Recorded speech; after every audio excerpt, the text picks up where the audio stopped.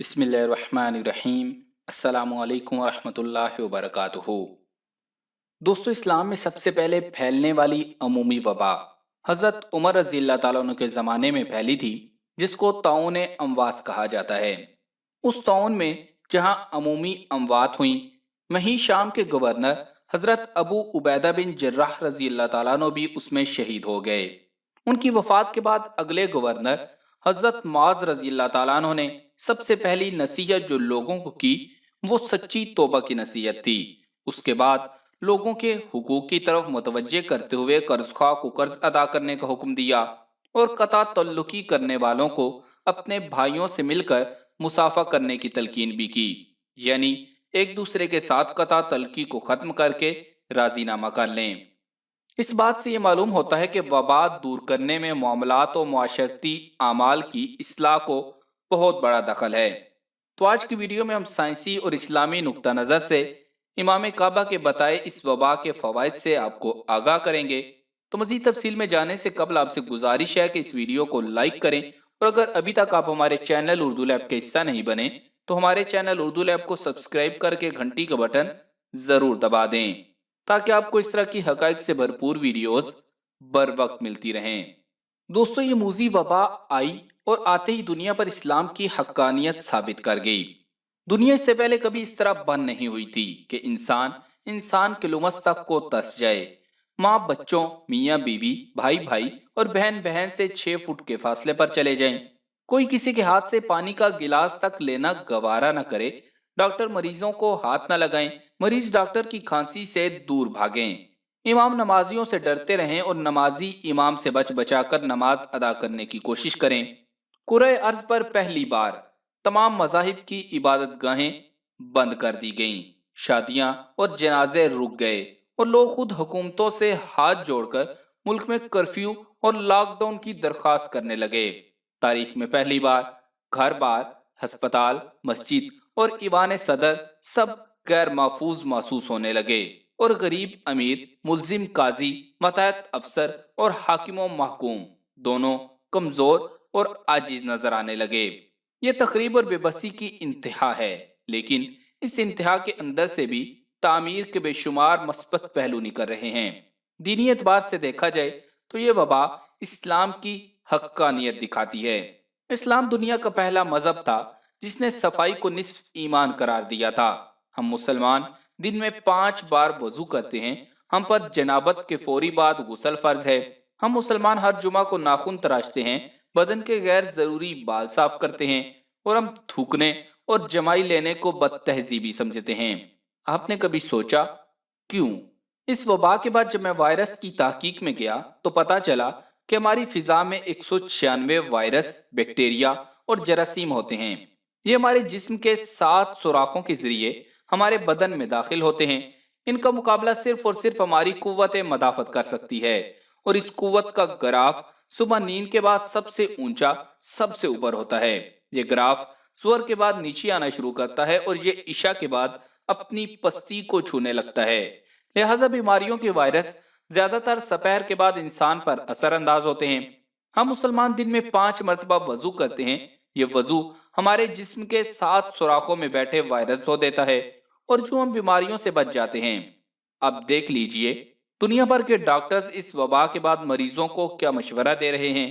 یہ پوری دنیا کو کہہ رہے ہیں اب بار بار ہاتھ اور منہ دھوئیں، ناک میں پانی ڈالیں اور غرارے کریں، اور غسل بھی زیادہ سے زیادہ کریں۔ یہ کیا ہے؟ کیا یہ آدھا وضو نہیں؟ اور کیا ہم مسلمان روز 5 مرتبہ یہ نہیں کرتے؟ اب کمال دیکھیے، قدرت جسمانی صفائی کے اس عمل کو سپہر کے بعد تیز کر دیتی ہے۔ ہم 3 سے 4 گھنٹوں کے درمیان ظہر، عصر اور مغرب کا وضو کرتے ہیں، اور یہ وہ وقت ہے جب ہماری قوت مدافعت کا گراف نیچے جا رہا ہوتا ہے۔ ہمارے بزرگ ظہر کے وقت کیلولا بھی کرتے تھے، اور یہ نبی کریم صلی اللہ علیہ وآلہ وسلم کی سنت ہے۔ وہ ایسا کیوں کرتے تھے؟ یقیناً وہ سنت نبی صلی اللہ علیہ وآلہ وسلم سمجھ کر کرتے تھے، لیکن اس کا سائنسی فائدہ بھی دیکھیں کہ کیلولا انرجی بوسٹر ہوتا ہے۔ یہ ہماری قوت مدافعت بڑھاتا ہے، اور عشاء کے وقت جب ہماری قوت مدافعت کا گراف زمین کو چھو رہا ہوتا ہے، اللہ ہم سے آخری وضو اور عشاء ادا کروا کر ہمیں نیند کی آغوش میں لے جاتا ہے، और हम फजर के वक्त कुव्वत मदाफत के नए ग्रिड के साथ दोबारा उठ जाते हैं। डॉक्टर्स इस वबा के मरीजों को ये मशवरा भी दे रहे हैं, आप 8 से 10 घंटे नींद लें और हल्की गिजा खाएं। ये दोनों मशवरे भी हमारे मजहब का हिस्सा हैं, मुकम्मल नींद और रात के वक्त हल्की गिजा। ये दोनों आदतें कुव्वत मदाफत बढ़ाती हैं। आप एक और हकीकत मुलाहिजा कीजिए, आप इस वबा के हमले के बाद दुनिया का डाटा निकाल कर देखें, आपको दुनिया का हर वो शहर वायरस से ज्यादा मुतासिर मिलेगा जहां लोग रातों को जागते रहते थे, जहां लोगों की नींद कम थी और ये जिस्मानी सफाई का ख्याल नहीं रखते थे। इसीलिए ये ममालिक ज्यादा नुकसानात का शिकार हुए। लेकिन शायद हम हजरत उमर रज़ियल्लाहु ताला अन्हु के बताए तरीके से हटकर इस वबा को मजीद अपनी तरफ आने की दावत दे रहे हैं, यानी मसाजिद के अलावा समाजी दूरी का कोई नामो निशान ही नहीं।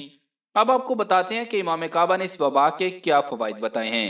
इमाम काबा का कहना है कि ये वबा जो मखलूक में फैल चुकी है, यहाँ रहने वालों, दूर से आने वालों सबको लग रही है। अगरचे ये एक आजमाइश है, इम्तिहान है और इंतबा है जिससे अल्लाह लोगों को खबरदार कर रहा है, मगर एक तरफ ये नेमत भी है क्योंकि इसमें ये दलील मिल रही है कि हर चीज को पैदा करने वाला अल्लाह ही है, मिल्कियत भी उसकी है और उसके मामलात चला भी वही रहा है।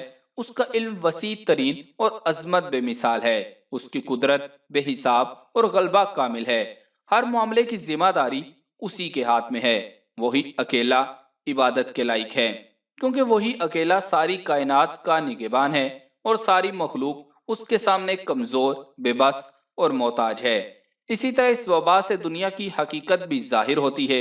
ये आफियत की नेमत का एहसास पैदा करती है, गाफलों को जगाती है और सब लोगों को नसीहत करती है।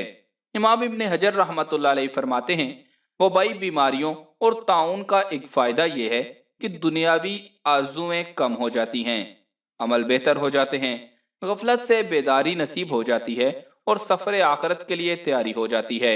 दोस्तों, दूसरी तरफ WHO की एक रिपोर्ट के मुताबिक दुनिया के 90% लोग आलूदा हवा में सांस लेते हैं। सालाना तकरीबन 40 लाख से ज्यादा लोग फिजाई आलूदगी से मुतासिर होकर फौत हो जाते हैं, जबकि फिजाई आलूदगी और फैक्ट्रियों से निकलने वाले जहरीले केमिकल्स की वजह से करोड़ों आबी हयात, परिंदे, जानवर और हशरातुल अर्ज दम तोड़ जाते हैं। फैक्ट्रियों, गाड़ियों और जहाजों वगैरह के चलने से फिजाई आलूदगी के साथ दुनिया के दर्जे हरारत में भी इजाफा होता है। दर्जे हरारत बढ़ने से अंटार्कटिका में बर्फ के कई किलोमीटर तवील टुकड़े टूटकर समुंदर में शामिल हो रहे हैं, जो सतह समुंदर में इजाफा करेंगे। आलूदगी ने मौसम पर शदीद असरात डाले हैं, जिसके नतीजे में कहीं बारिशों तो कहीं कहत साली ने तबाही मचाई है। आइए अब देखते हैं कि वबा के असरात कैसे फायदेमंद हैं। दुनिया के कई ममालिक में सनती कारखाने, रोड पर चलने वाली गाड़ियां, ट्रेनें और जहाजों के बंद हो जाने की वजह से फिजा में कार्बन डाइऑक्साइड, नाइट्रोजन और दीगर कई खतरनाक और मोहलक गैसों का इखराज इंतहाई कम हो गया है। नासा की तरफ से जारी की जाने वाली हालिया सैटेलाइट तस्वीर से वाज़ेह है कि चाइना और इटली की फिजा पहले से किस कदर साफ हो चुकी है और यही हाल दीगर कई ममालिक का है। फिजा का साफ हो जाना इंसानों और जानवरों के लिए बहुत फायदेमंद है। इंसान, जानवर, परिंदे कुछ अरसे तक बेहतर फिजा में सांस ले सकेंगे और निस्बतन कम बीमार होंगे। दुनिया के दर्जे हरारत में चाहे इंतहाई मामूली से ही, लेकिन कमी जरूर आएगी और मौसमों पर, इंसानों पर, जानवरों और परिंदों पर, गर्ज ये कि हर चीज पर इसके अच्छे असरात होंगे। समुद्रों में सनती फुजले के कम इखराज से करोड़ों आबी हयात बच जाएंगे। कारखाने, गाड़ियां और जहाजों के बंद हो जाने से आवाजों की आलूदगी में बहुत कमी आएगी। आवाजों की आलूदगी इंसानों में डिप्रेशन, स्ट्रेस और नींद के मसाइल पैदा करती है। कुछ अरसे के लिए इन मसाइल में कमी आ जाएगी। वबा के खौफ से दुनिया भर में इंसानी सरगर्मियां महदूद होने और लाखों होटल, रेस्टोरेंट्स बंद होने की वजह से जंक फूड, तली हुई और मुर्गन गिजाओं का इस्तेमाल कम हो गया है और ताज़ा सब्जियों, फलों और दालों पर इन्हिसार बढ़ गया है। कुदरती गिजाओं का ज्यादा इस्तेमाल बेहतर सेहत का बाइस होगा। मछलियों और दीगर समुद्री खुराक का इस्तेमाल भी कम हो गया है, जिससे आबी हयात की तादाद में इजाफा होगा। सियाहत पर तकरीबन पाबंदी से दुनिया भर में सियाहती मकामात पर गंदगी कम हो गई है।